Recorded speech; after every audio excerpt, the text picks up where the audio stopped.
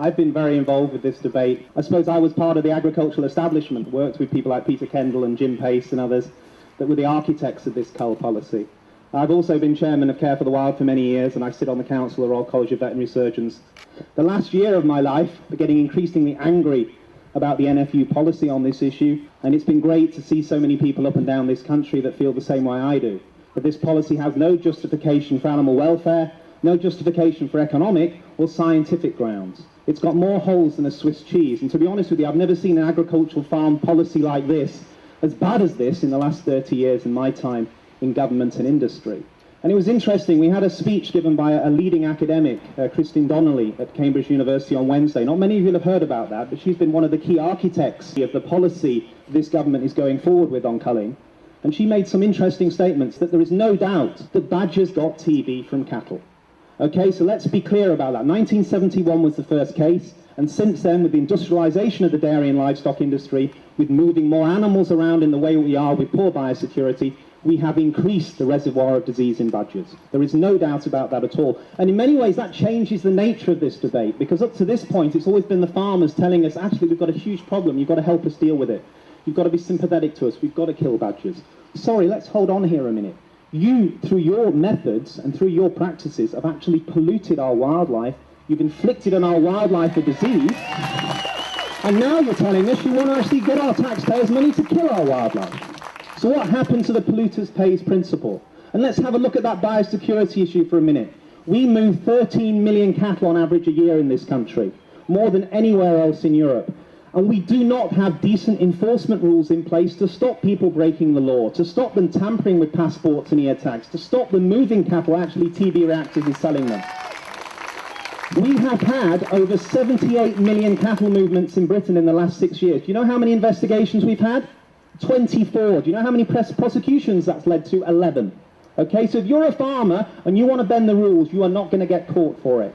Okay, we can move these cattle around, they can move them, and they are, and they're causing a worse situation. Now, if you look at the rates of TB in this country, something you must take into account, which the government have been trying to hide, and so have the NFU, and I lived through this, so I know what happened. Before 2001, the level of TB in cattle was quite low. Okay, it was at a manageable level and low compared to most countries in Europe. Suddenly it spiked after 2001. Why was that? Because we had foot and mouth in this country. Okay, we destroyed most of the national herd as a result of foot and mouth because the government wanted to vaccinate cattle, but the National Farmers Union forced his hand and said, no, if you vaccinate, we'll lose exports to Europe for our meat and dairy products. You will have to kill the herd. We spent £8 million compensating farmers, and then the National Farmers Union came back, Ben Gill, and said, we've got to restock cattle. And the only place we didn't have foot and mouth was the southwest, so we're going to start bringing them in from there. And the chief veterinary officer and others said, well, hold on a minute. Quite all of those cattle can have TB. We're going to have to put in some testing systems. The NFU said, no, we need those cattle in now. So we didn't have any testing systems. We moved them into the northwest, the East Midlands, throughout the country. Within 18 months, you trebled the rate of TB, and that's there for you to see in DEFRA figures, and you put that into the badger community. So that's where the problem lies. That's the direct result of National Farmers Union policy. And let's be clear about this. Farmers are not doing enough at the farm gate level.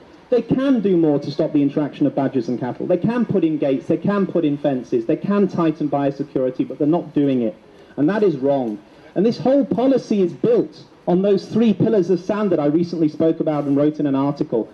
Negligence, incompetence, and deceit. The negligence because you're not dealing with the biosecurity. The incompetence because the way that you're killing these animals.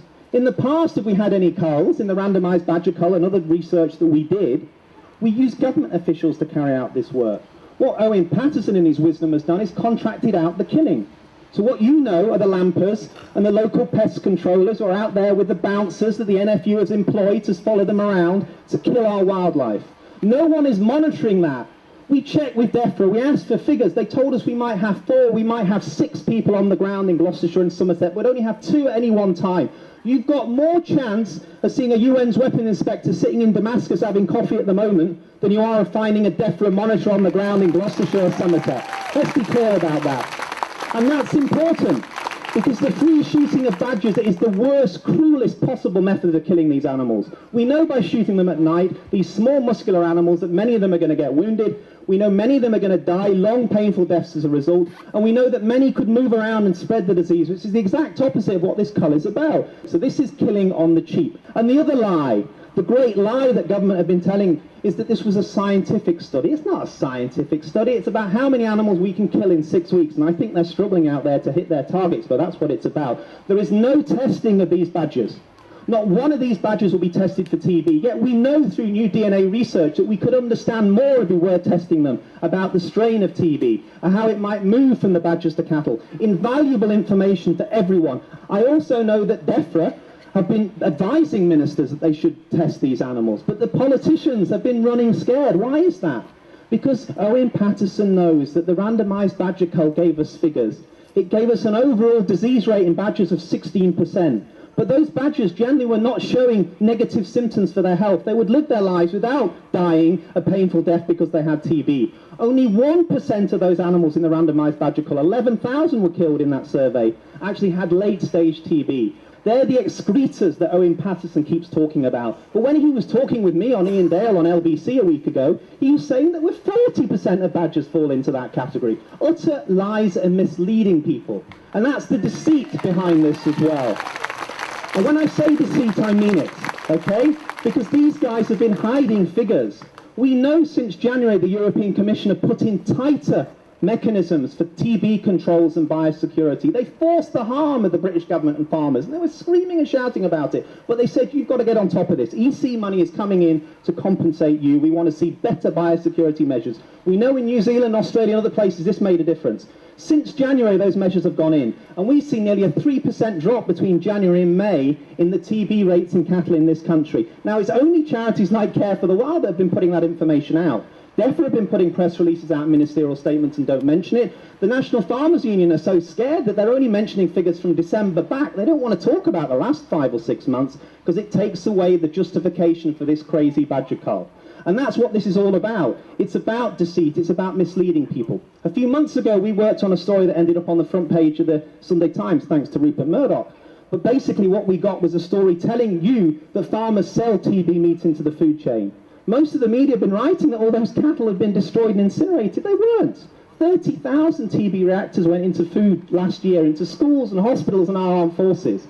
We've probably eaten 200,000 TB cows over the last 6 or 7 years. You're eating more TB meat, if you're a meat eater in this audience, than anywhere else in the Western developed world. And we're not certain what the health risk is of that, because we only know 50% of the sources of TB infection in this country, even though it's at record high, nearly 12,000 people last year.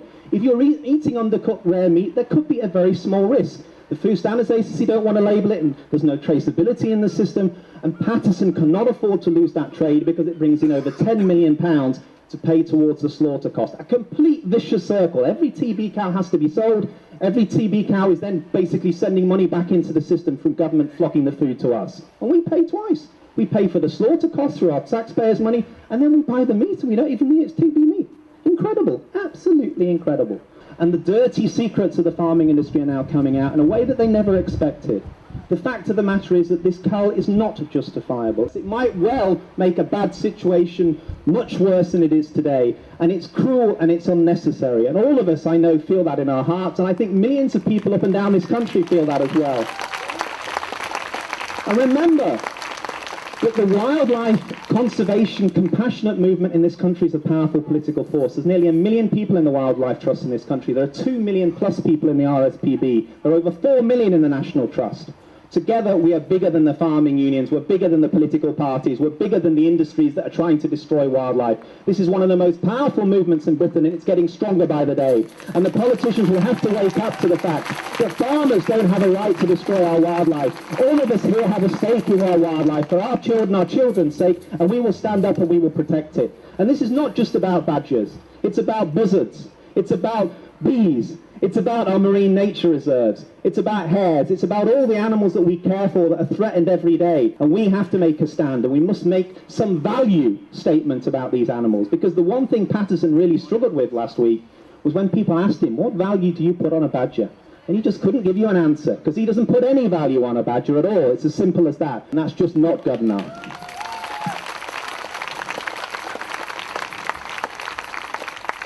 So what do we do? Because it's easy for us to sit here and preach and say this is wrong. I know the farming industry. I do have sympathy for many farmers. You're not making a lot of money in dairy and livestock. It's a tough industry. But there are some people responsible that, for us, all of us to a degree, because we eat cheap food, we've got to think about the consequences of that. What I would like to see is one of the food retailers actually say to its farmers, listen, we'll pay you a bit more for your milk if you put in biosecurity measures to stop TB transmission on your farm, if you actually work with the Wildlife Trust to vaccinate badgers, we will then put product in the store which actually is badger and cattle friendly, and we will sell it at a premium. And you know what? People would buy it.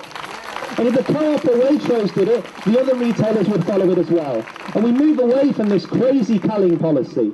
In the next few weeks, we're going to see a big debate about the next steps on this. What I think we're going to find is that many of these gunmen out there are not going to meet their targets. They're going to come back well below that 5,300 plus figure. But then the government are going to say, well, it was just a difficult process of killing these animals, but we still need to kill them. They'll be talking about gassing and other options going forward. And we're going to have to fight this. There's an early day motion in the House of Commons now, about 150 MPs have signed it already, saying that you're not going to go just from this pilot directly to a national cull, that we need a proper debate about this, we need to consider the implications of this for our wildlife, and everyone has a stake in that. I think the 300,000 plus people that have signed that petition are a huge contributor to that debate as well. I think the media are wising up now that this is not a black and white debate, be it about badgers. There are lots of issues here that need to be looked at. The science is wrong, the animal welfare issues are wrong, and we have a very, very strong case to say this is not the best way to deal with it. Badger vaccination can work. We're all working hard on making it work. There are thousands of volunteers in this country that will go out with vaccinators to do it. We're not that far away from oral vaccine for badgers as well, which is going to be a major step forward. And we will get cattle vaccines. And the one point I want to mention on cattle vaccines, ask yourself this: why has the National Farmers Union never had a major march, never had a major demonstration or lobbying exercise calling for cattle vaccines? Well, I'll tell you, there are many people in the NFU and the leadership of the farming industry and in government that are concerned about using cattle vaccines because they will lose export markets. Even if they get an approval in Europe, they might lose China. China's the big market that they're all after. But I will say this: it's not good enough to kill British badgers so that we can sell dried milk to Chinese. That's not the way to do things. We will have to sort out the international arrangements on these export issues. We might lose a market to China for a while, but it will be worth it if we can protect our wildlife. That's something that we should do. Next few weeks, please keep up what you're doing. I know it's going to be raining, I know it's going to be difficult. Keep going out there on the wounded badger patrols. It makes me so angry that the local police are spending maybe £2,000 an hour on helicopters to fly over wounded badger patrols. For people from the Rotary Club and the WI and doctors and nurses and professionals that you all are, who are out there for the best reasons. We'd best spend that money vaccinating badgers, and that's something that we need to keep pushing ahead with. You keep standing tall. You are better than anyone who tells you you're wrong. We will win this battle.